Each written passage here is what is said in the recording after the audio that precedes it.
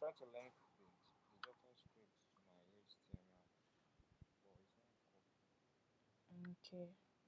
Let me stop sharing so that you can share your screen. Let me see what the problem is. Okay. So share your screen.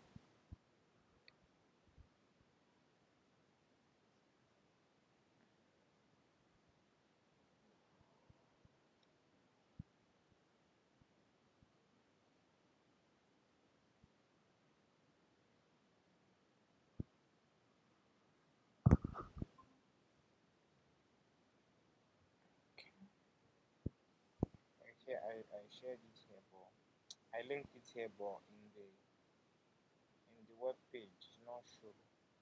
Open your web page. Open it on the browser. Let me see. Yeah. Open your web browser where you try to open it. Let me see the error it's giving you.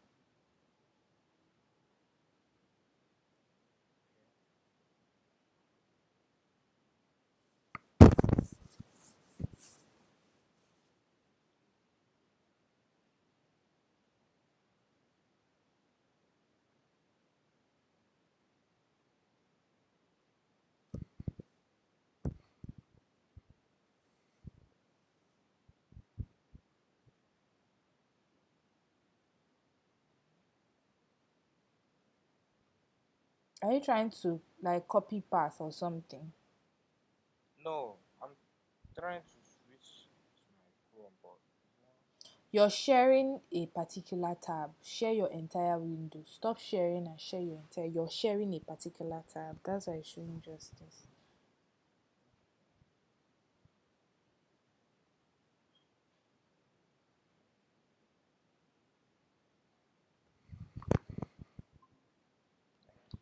Yeah.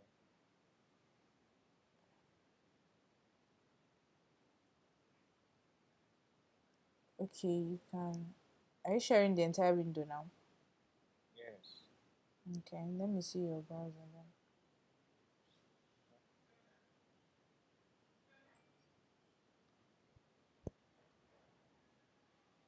Yeah.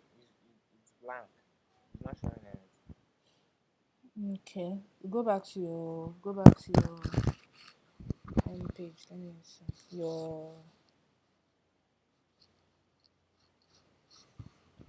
Okay, go to type in something in this body. Let me see, probably H1 or something.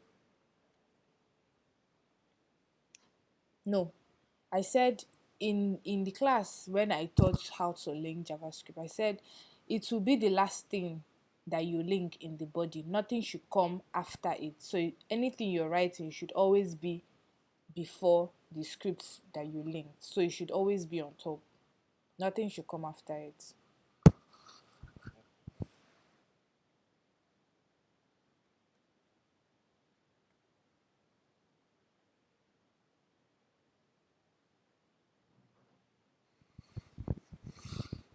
Okay, so that one is showing.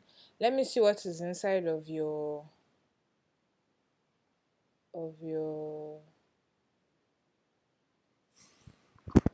Okay, this is what is inside of.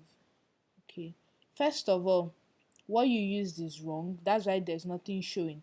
Document.write, I said is supposed to be a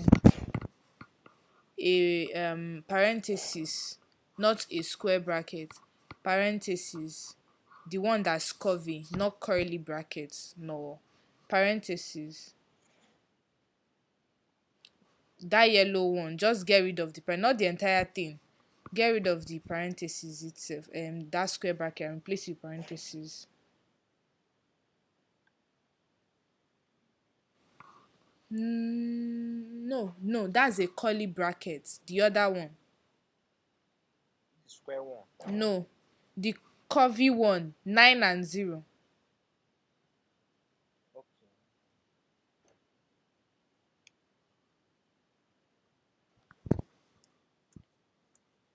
Go back to your browser. Can you see it showing now? Okay. So Also, your assignment, the assignment I gave you guys last week, you can share it straightforward. I said you should write a program that calculates the area of a rectangle and print it out in the document.write. So what's the answer?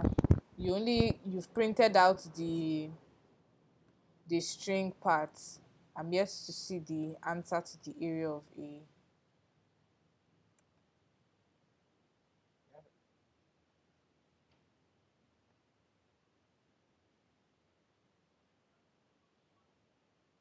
Okay, so now that you have your answer is supposed to be, instead of you using 10 and 35, the answer is supposed to be length times width, because you already saved them in the variable, so you make use of the variable names.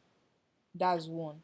And then if you want to display your answer, which is const answer, you display it using a comma or a plus and add it after add the answer, the name answer, the variable name answer to the string you have above.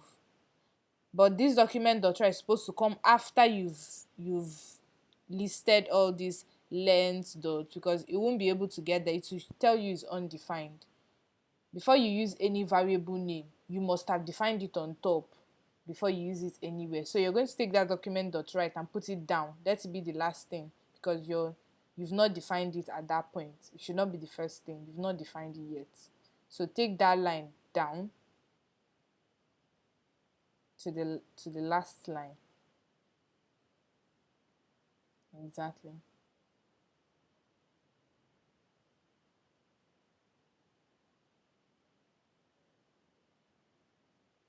Okay.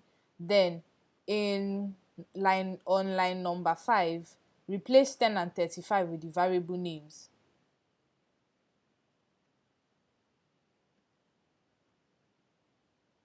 And give space. Don't join everything together. Okay.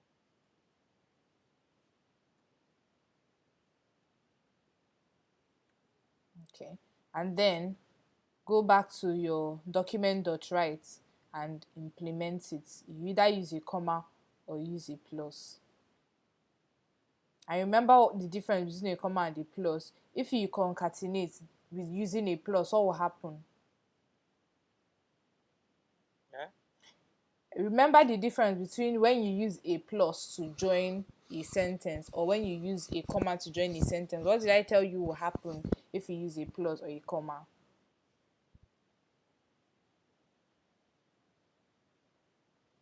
Do you remember? No. If you use a plus, the number turns into a string. We did it in our last class. And if you use a comma, the number maintains its data type. Your environment is noisy. But can you hear me? Yes. Okay.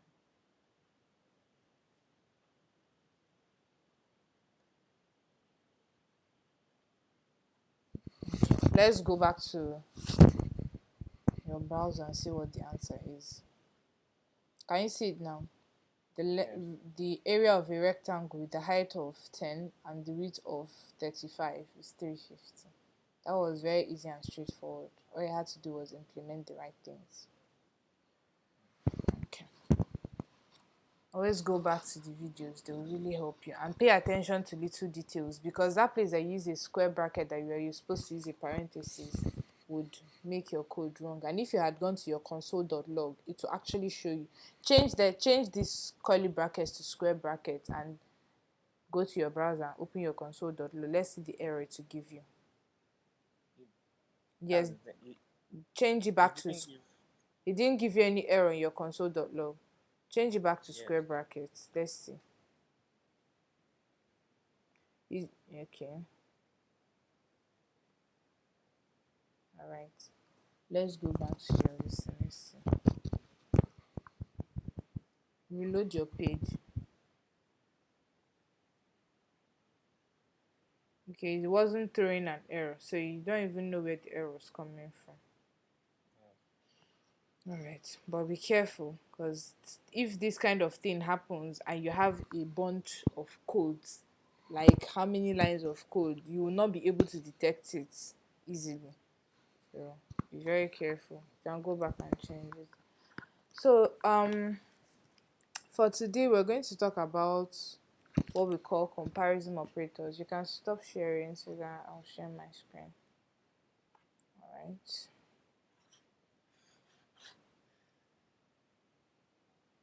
Okay, so we're just basically going to talk about comparison operators today. So today's date is, I believe today is 11th of December. So December 11th, 2023. So today we'll be discussing comparison operators.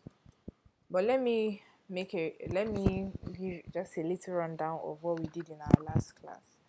So in our last class we talked about um, arithmetic operators. We started operators in our last class. Basically addition, subtraction, multiplication, division, and modulus. And can you remember what I said modulus is?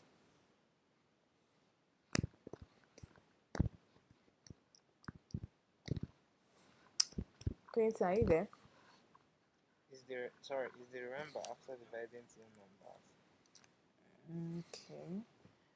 Not actually dividing two numbers. It is the remainder after a dividend is divided by a divisor, or basically it's a remainder after a number has been divided by another number. Not dividing two numbers, a number is divided by another number, whatever remains is the modulo.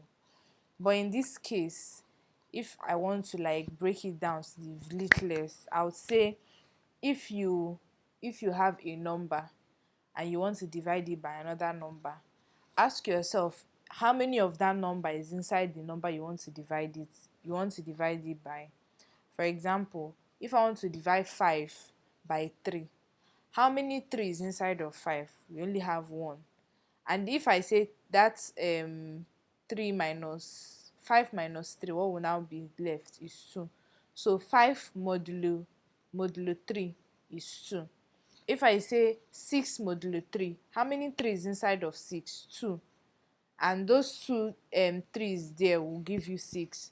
So if you divide that 6, there will be no remainder, giving you 0. So 6 modulo 3 is 0. So that's like an easier way to do it. Just find how many of that number, the divisor, is inside of the dividend. The dividend is the number on top, then the divisor is the one below. That's how you can easily get it. So we talked about addition, subtraction, modulo, and all the rest, and then we talked about assignment operators. And I said assignment operators is basically giving a value to a variable. That's how assignment operators work. And we have the increment assignment and the decrement assignment, the divisor assignment and the modulo assignment, even though we didn't go deep into those ones. But let me give an example of the modulo and the decrement and the not decrement in this case, the divisor or division operator, assignment operator. Let me get this back to assignment operator, and in this case I'm going to talk about division operator.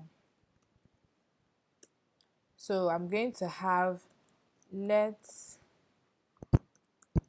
number of houses be equal to 300, and then I can say number of houses divided by 5. This thing is same thing as writing, and if I write this thing to the console now, document, or rather let me write it to the document instead, document dot write, and I say no, should I use this, should I not? Let me use it straightforward. Okay, the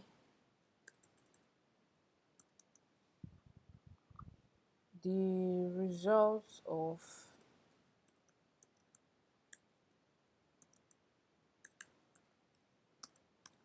the division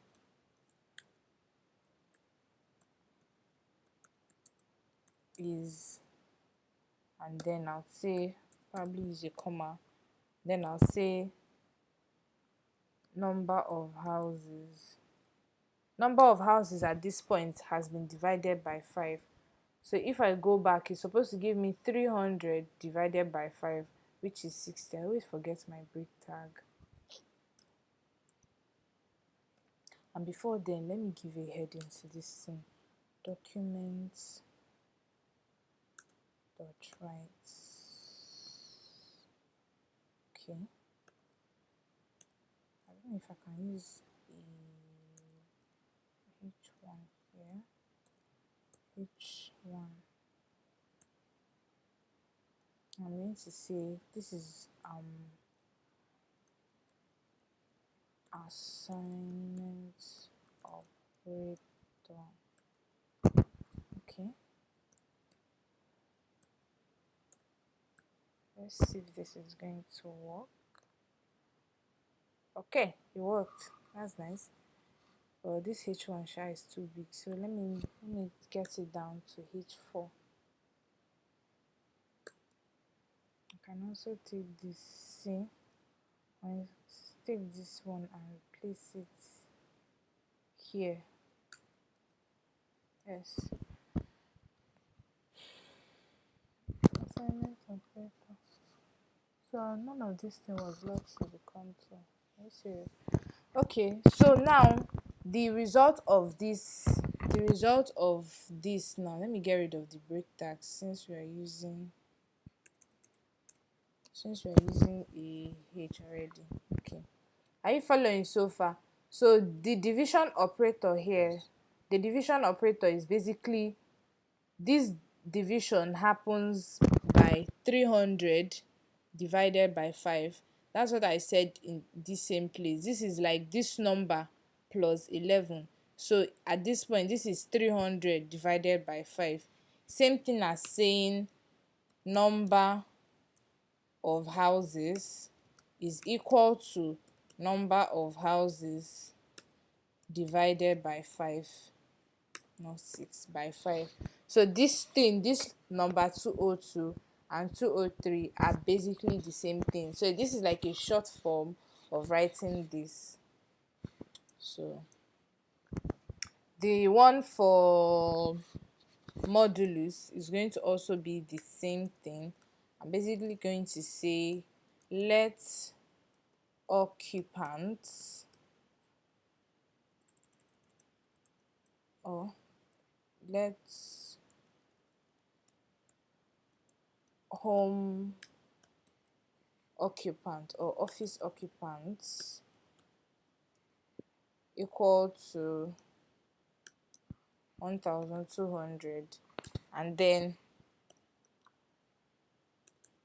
office occupants is equal to, or modulus equal to 1200, 15. And I can take this C and then just place it here and say the result of the modulo is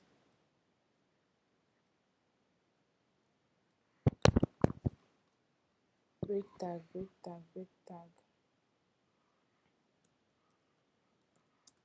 Okay, so the reason why it is 0 is that after 15 divides 1200, there is nothing that remains. It actually gives it a perfect division. So that. So the next thing we are going to now focus on today is our comparison operators. Comparison operators are basically operators that give us answers as true or false. Comparison operators is comparing two things, and when you're comparing two things, is either this is this or this is not true, right? So Yes. let me take this C and take it here, and then I'm going to say comparison.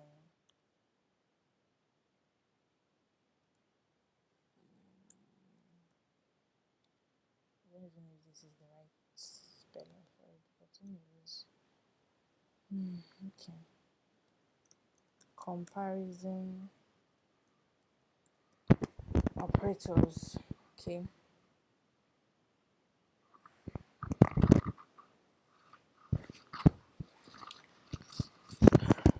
So comparison operators are basically true or false. That's what they give us as the result. So if we look at this, let this h4 is a bit too small. H3 and h3. Okay. Let's what's the word I want to use? Vacation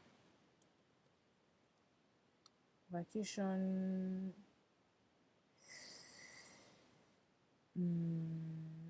homes or vacation vacation homes. Let the vacation homes have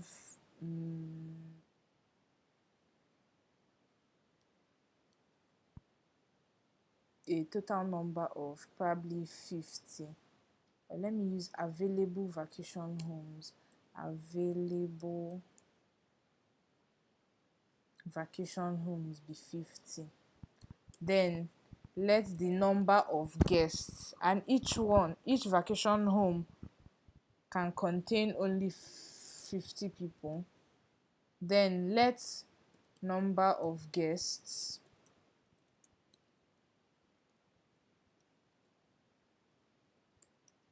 equals probably 53. So now we're going to check if the number of guests is equal to the number of rooms. Then they'll be able to check in. If not, we'll have to tell them that the room is full or the vacation homes are all taken. So basically how to do that is we're going to say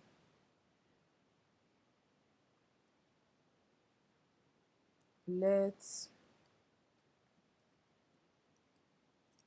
or document dot write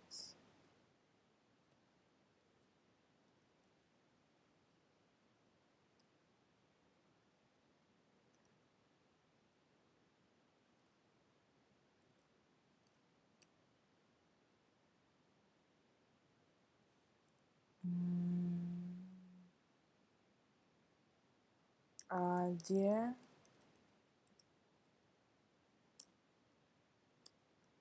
are there enough enough vacation homes, and what we expect to get is true or false. So basically this is going to be, are there enough vacation homes? And in here we're going to check if this is that. So in this case we're going to use the equal to. Whenever we are making use of comparison operators, we make use of equal to. So this is going to be available vacation homes is no. In this case, we are comparing the number of people to the vacation homes. Number of guests, is it greater or equal to the available vacation homes? So what we are asking is, are there, it's not supposed to be greater, it's supposed to be less than. Okay, let me explain what I want to achieve.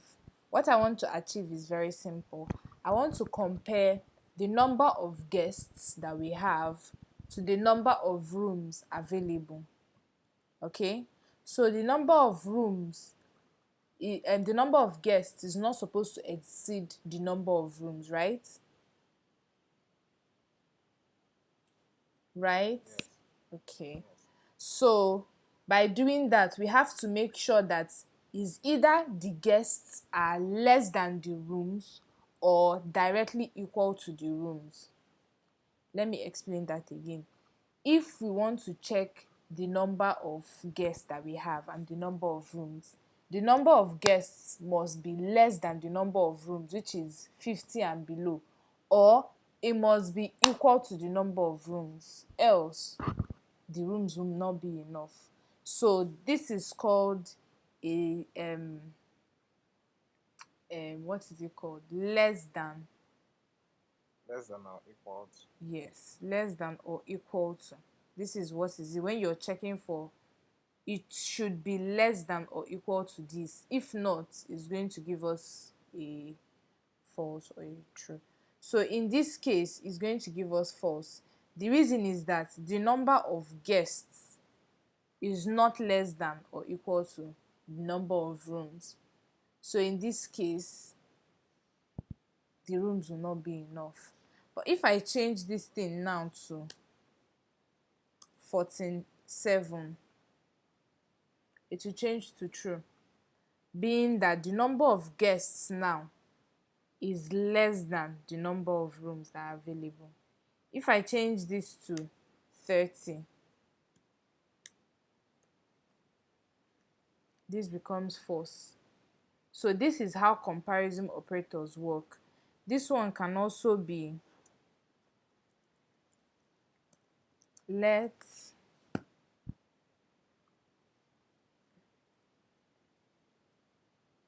um let bank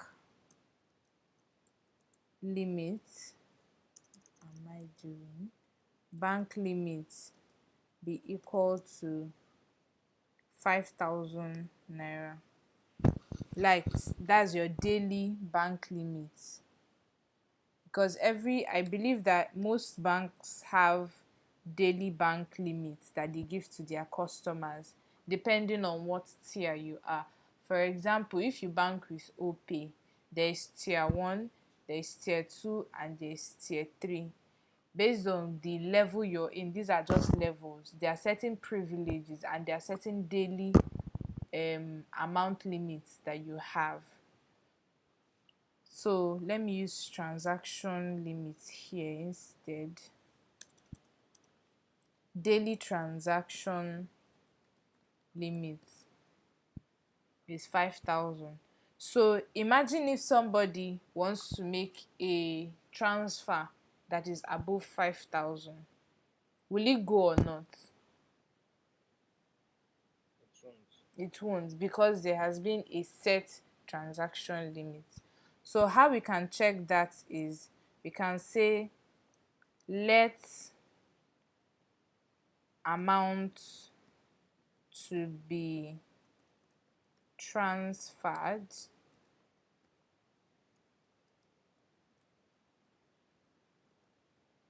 equals 5,001 naira. Then we're going to check document.write. We're going to say, is the amount to be transferred below, or okay, no, just below daily transfer limits.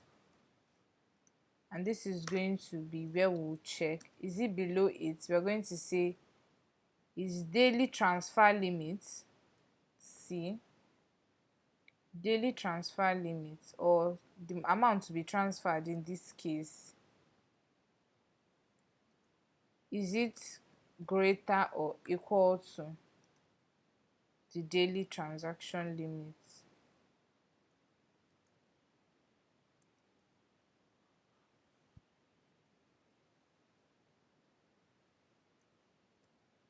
Breakdown.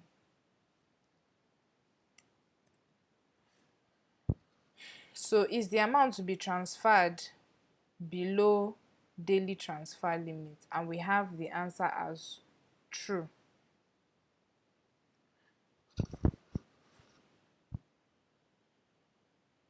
Oh, no, no, no, no, no, no. Is it less than, not greater than? Is it less than? Because I'm using below here. Is the amount to be transferred below the transaction limit? So at this point, it is greater than the transaction limit, so it won't go through, even though it's just 1 naira. There's another one that we call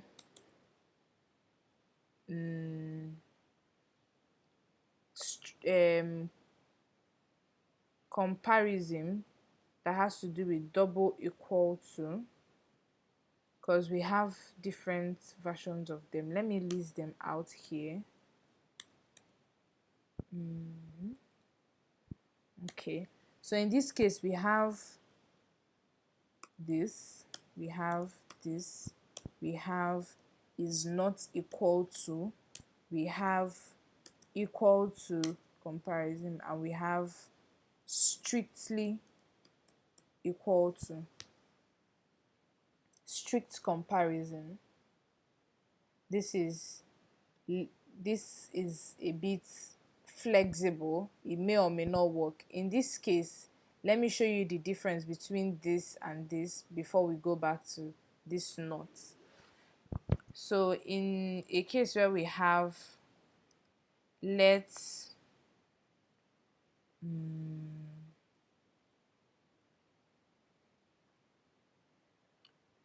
footballers, football homes or football fields be equal to 30, and we have let trainers be equal to 30. Okay, as you can see, oh no, this is supposed to be below this. So in this case now, this is 30 and this is 30, right? Yes. Okay, so what do you think if we compare it? What do you think? Will it give us true or false? If we compare True. it using equal to, will it give us true or false? True. True. Why? Because they are equal. Because they have the same value. This one. Okay, the same, they are equal by number. Let me shock you. All right, so let's compare documents dot write. All right, so we're going to have footballers, football fields is equal to, football field is equal to trainers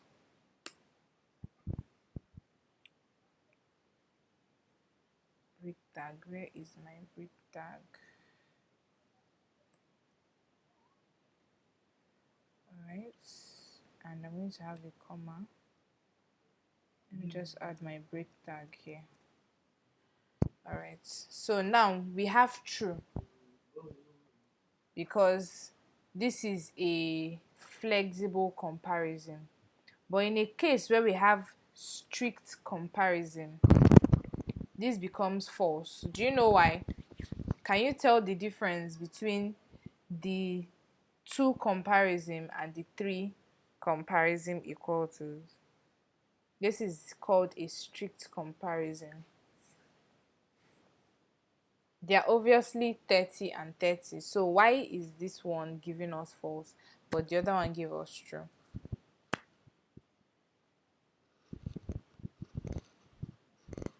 Clinton, are you there? Yes, it means the required number must be less than the original No, no. In this case, the reason why it is so is because if you check the type of data type that we have here, like I said, whatever is inside of quotes is no longer a number, it's a string. This here is a number and this here is a string. If I change this thing back to a string now, it will change to true, because strict takes into consideration every single data. It does not check just the numbers if they match. It's checking what type of data types are these, or what data types do these belong to. Are they strings or are they numbers? That is why this one is called a strict comparison, because everything must match, else it would be wrong. This is what is called a strict comparison. So if I go back now and get rid of this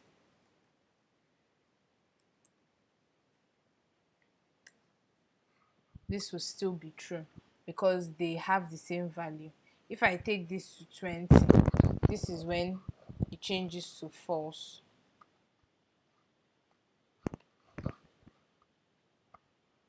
So it is false because these two, they don't match. So that is it for this strict comparison. But for this one, it's flexible. As far as they have the same similarities or are a bit close, it does not really take into consideration other things. So let me also leave an example here in case of next time. Let me change this back to, okay, let me change this back to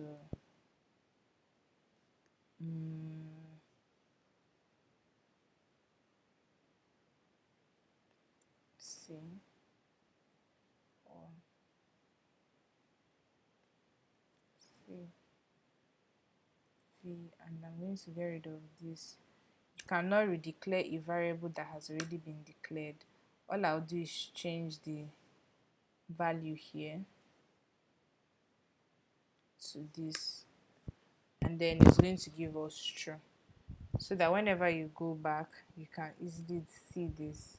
So probably I'll just write strict comparison,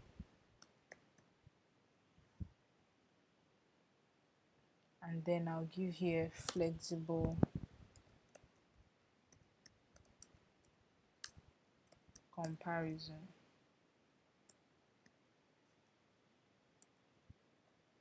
Okay, so this is it. This is supposed to give me space and space here and this. So all right, so the next thing, this is 12:47. So the next thing we are going to talk about is what we call strings and templates literals. Okay, I've not talked about this. This one is actually very simple.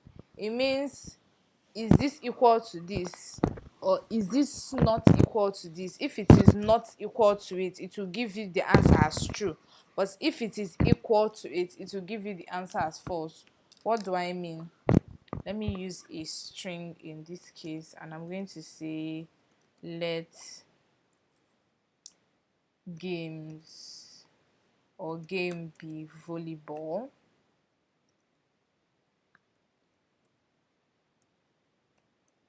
and then I say let player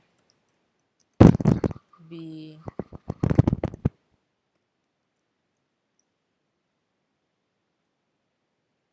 shading, right? And then here I just want to compare the two, so I can say document.write,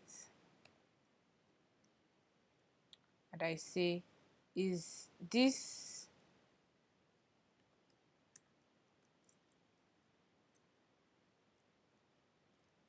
game, is game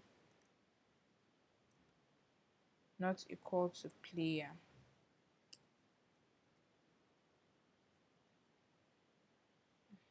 Oh god, this is my comma, and then I say break tag. So I'm asking a question: is this game and volleyball not equal to each other? Definitely it will give me true because they are not equal to each other. But if I change this now and change it to volleyball,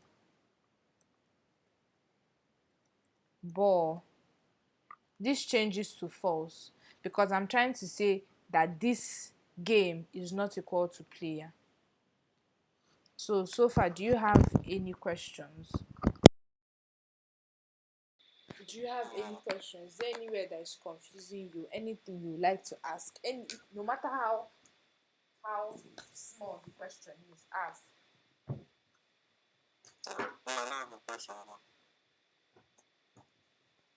Okay. All right.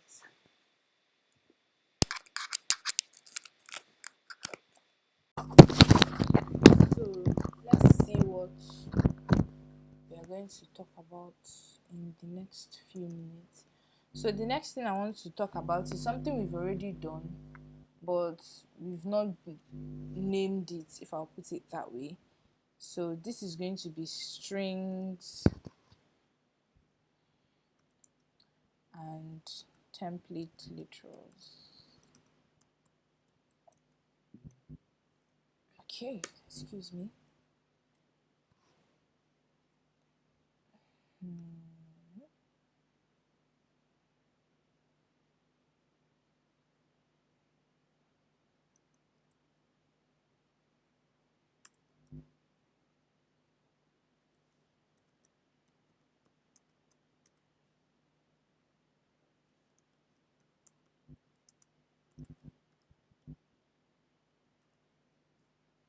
Okay.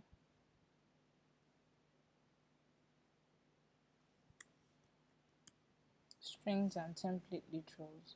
So basically what strings are just what we've already been used to. Const music, for example, the name of the music is good old music. This is what a string is. We're already used to this. Then we can have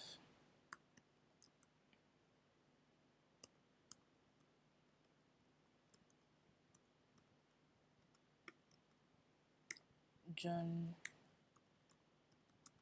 Legend. And then what string literals are is this. In a case where I want to join all of these things together, I can say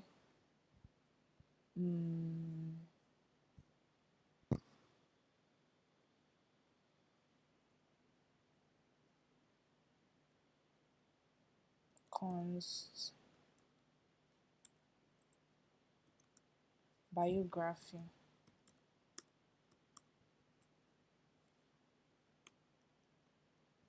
And here, let me see.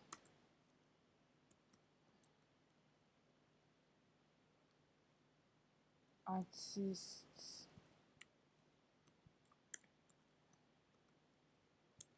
age is 34. Okay. So this is basically going to be, or let Yeah, let's leave it at 34.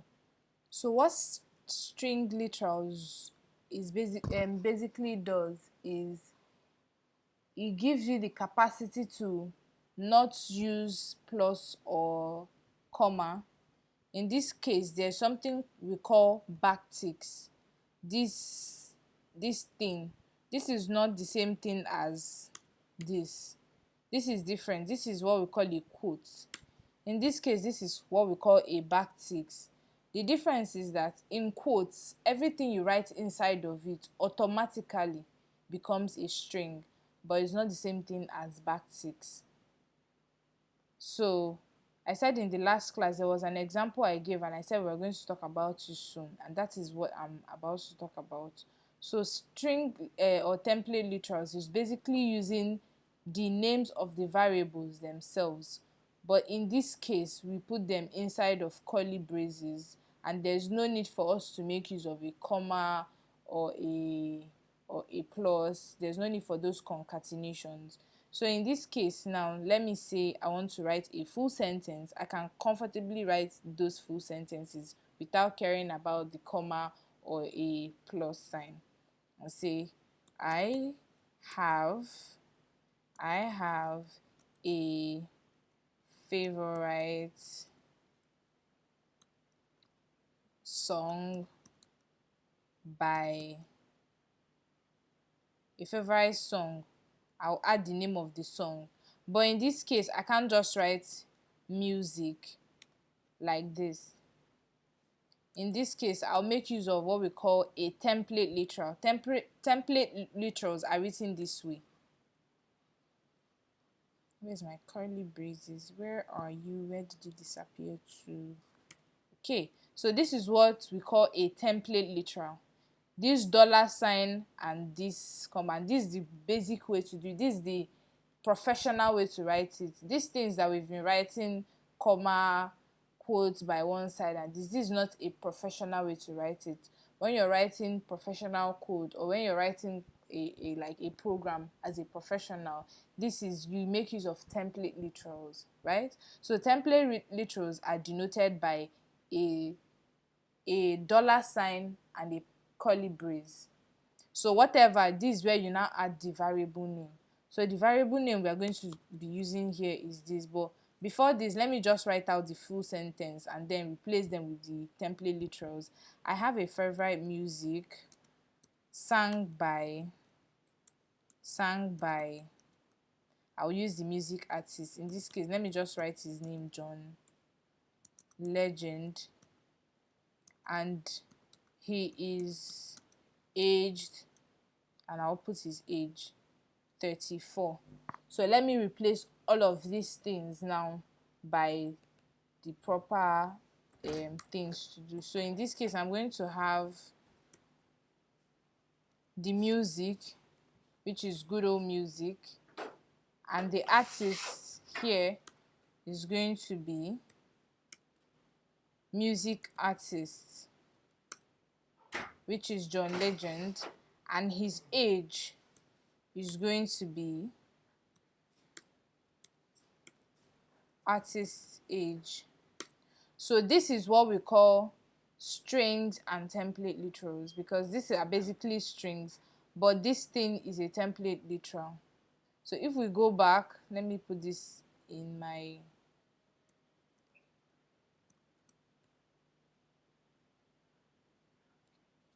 is that not document dot, right? Oh, okay, so this is his biography. I'm just going to put this thing, the biography, direct document dot write. Just instead of writing it directly like I have here, I'm going to put this way, and I'll just call biography inside of document dot write. And it has here, I have a favorite song, good old music, sang by John Legend, and he is aged 34. Is that clear? Yes. Tell me the truth though. If it is not clear, let me know. If it is not clear, let me know. The reason why I added these quotes here is so that you'll be able to know in the places where we made use of the template literals. That's why I'm adding it. You don't need to add it. And if we actually if we do this quote thing using this normal way that we've been writing it, using a comma or anything, it's going to give us an error, or it's going to change it entirely into a string, and we'll no longer be able to access the values. Let me give you an example. If in this case I'm writing all of these things the way we usually write it, it would be document dot write, and it's going to be in the normal quotes, and I'm going to say I want this thing C to be here, and then I'm going to say comma and use music here C, and add it here, which is the normal thing we usually do, right? And we have to remember to give a space, else it will join together. So these are little things that these backticks really takes care of whenever we're writing our code. You don't need to like be concerned about this little giving of space or doing all of these things. And if I have this, I'm going to now create another string to add this one here, sang by, and I have to add a comma, else I'll have an error. So all of these little things will make writing very bulky, serious codes a lot more difficult. Let me take all these things straight up, C, and just put it right here, V. Okay, so first of all, it's already throwing like so many errors. And then I'll put it here. You can't use template literals without backticks, so I'll get rid of this at this age and this. In this case, this is now a string. I wanted to show you that you can't use a string inside of this thing, else it will turn into a, you see what it's giving us? It's giving us this thing as a string. So you can't use this quotes. You can't give like quotes, write quotes just by using quotes in here. This thing I explained, is it like, did you understand it? If you did not, tell me, let me go back and explain it again. So can you tell me why you can't make use of quotes inside of quotes? Because that's exactly what we did here, but you can make use of them inside of template literals, inside of backticks rather. If you put it inside the quote, it will just write it. It will become a string. It will make it a string In which one? in a quote. Okay, in this quote. So why is it different with a backticks, or in this case, why is it different? Back it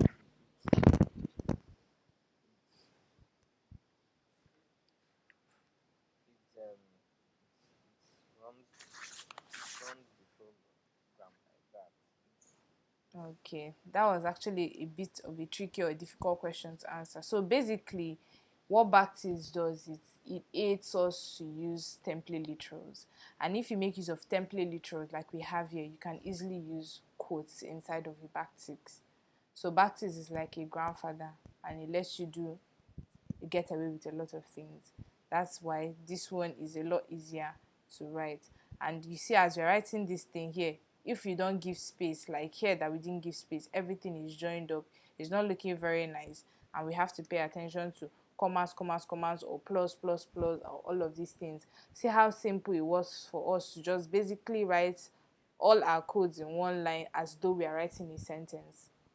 All we had to do was replace these things here with the variable names and put them inside of string literals, and we're good to go. So that's the difference between this, and this one is a lot easier to use, it's faster and a lot more efficient. So far, any questions?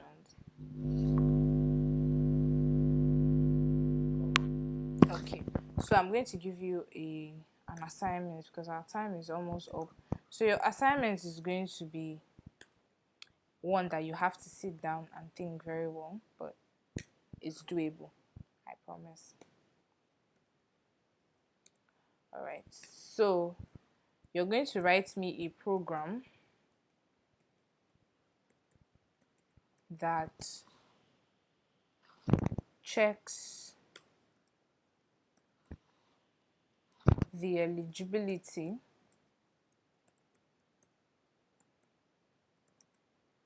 of a student to get a scholarship.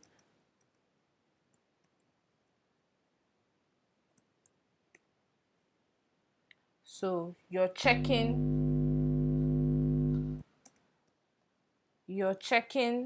if students would get a scholarship or get an admission. Let's use admission. Get an admission or get admitted using their scores, admitted based on their JAM scores,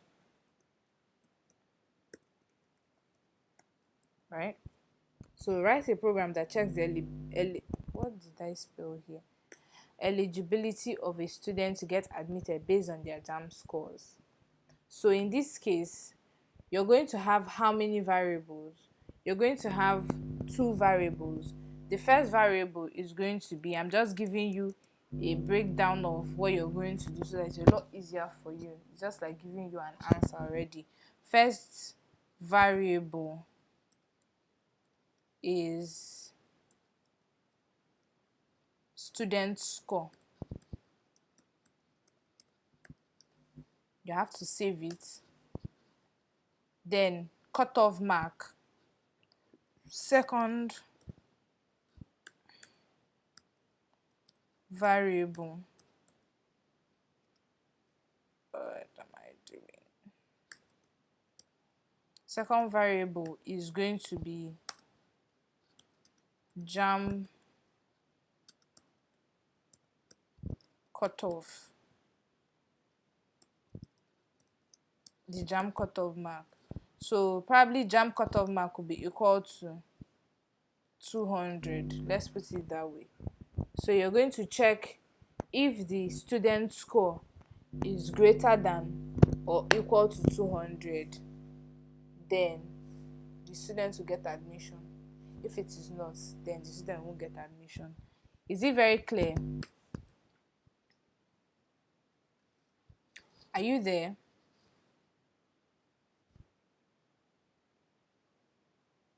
Clinton,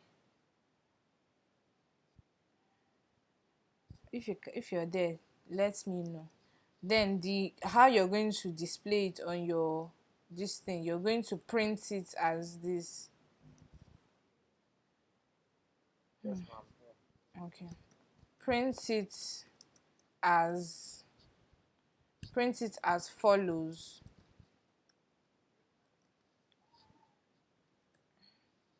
The student